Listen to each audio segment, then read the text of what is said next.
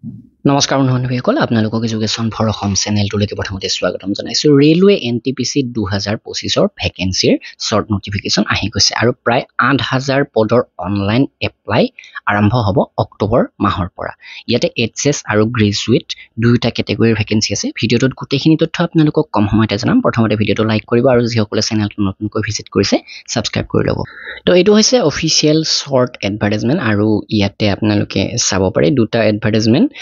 Centralized Employment Number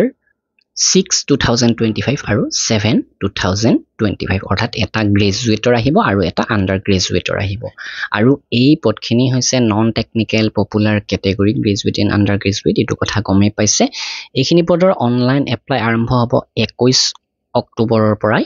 তো 21 অক্টোবৰত যিখিনি গ্ৰেজুৱেট লেভেলৰ পোষ্টৰ ভেকেন্সি সেইখিনিৰ এপ্লাই আৰম্ভ হ'ব আৰু 28 অক্টোবৰত আন্ডাৰ গ্ৰেজুৱেট ক্যাটাগৰীৰ পোষ্টখিনিৰ এপ্লাই আৰম্ভ হ'ব অৰ্থাৎ আপোনালোকে দুটা ক্যাটাগৰীৰ বাবে বেলেগ বেলেগকৈ এপ্লাই কৰিব লাগিব আৰু ইয়াতে প্ৰথমতে যদি আমি গ্ৰেজুৱেট লেভেলৰ কি পোষ্ট আছে চাও তেনেহলে ইয়াতে প্ৰথমতে আছে কমাৰ্শিয়াল কম টিকেট সুপাৰভাইজাৰ হয় ইয়াতে গোটেইখিনি পোষ্ট সেপাৰেট কৈ বনোৱা হৈছে ষ্টেচন মাষ্টাৰ পোষ্ট আছে 615টা গুডছ ট্ৰেইন মেনেজাৰ 3423টা ট্ৰাফিক এসিস্ট্যান্ট মেট্ৰো ৰেলৱেৰ ক্ষেত্ৰত 59টা post chief commercial cum ticket supervisor 161টা junior account assistant cum typist 921টা আৰু সিনিয়ৰ ক্লাৰ্ক কম টাইপিষ্টৰ 638টা তো এইখিনি পোষ্ট হৈছে গ্ৰেজুৱেট লেভেলৰ আৰু ইয়াৰ পিছত আন্ডাৰ গ্ৰেজুৱেটত আছে মুঠ 3058টা আৰু এই আন্ডাৰ গ্ৰেজুৱেট পোষ্টৰ ক্ষেত্ৰত জুনিয়ৰ ক্লাৰ্ক কম টাইপিষ্টৰ 163টা একাউন্ট ক্লাৰ্ক কম টাইপিষ্টৰ 394টা train clerk 77টা commercial cum ticket ক্লাৰ্কৰ 2424টা এনেকৈ 8000ৰ ওপৰত ভেকেন্সি হৈছে 8800 সামথিং ভেকেন্সি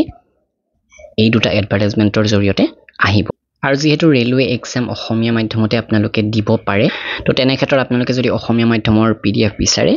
তেনেহলে আমাৰ পৰা assamgkpdf.com ভিজিট কৰি এখন কিনি ল'ব পাৰে মাত্ৰ 120 টকা 14000 প্ৰশ্ন উত্তৰ সম্পূৰ্ণ অসমীয়া মাধ্যমত পাব অফিচিয়েল সিলেবাস যিমান দূৰ সম্ভৱ কভাৰ কৰাকৈ এই পিডিএফখন প্ৰস্তুত কৰা হৈছে ডেসক্ৰিপচনতো লিংক দি দিছো তো ইয়াতে বয়সৰ ক্ষেত্ৰত আপোনালোকে মন কৰক যিখিনি গ্ৰেজুৱেট লেভেলৰ পোষ্ট আৰু গ্ৰেজুৱেট লেভেলৰ পোষ্ট বুলি কওঁতে আপোনালোকে এইটো মন কৰক গ্ৰেজুৱেচন যিসকলে কমপ্লিট কৰিছে তেওঁলোক এইখিনি পোষ্টৰ বাবে এলিজিবল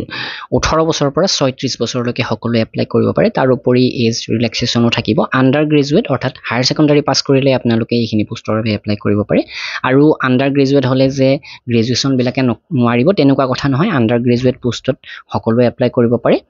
মিনিমাম 18 বছৰ আৰু ম্যাক্সিমাম 33 বছৰলৈকে এই আন্ডাৰ গ্ৰেজুৱেট পোষ্টখিনিৰ বাবে ক্যান্ডিডেট সকল এলিজিবল তো অফিচিয়েল ডিটেইল এডভাৰটাইজমেন্ট অহাৰ লগে লগে বাকি যিমান বিলাক তথ্য আছে এই সকলো বিলাক আপোনালোকৰ বাবে আগবঢ়াম তো ভিডিওটো এইখিনি নিশ্চয় লাইক কৰিব শেয়াৰ কৰিব ধন্যবাদ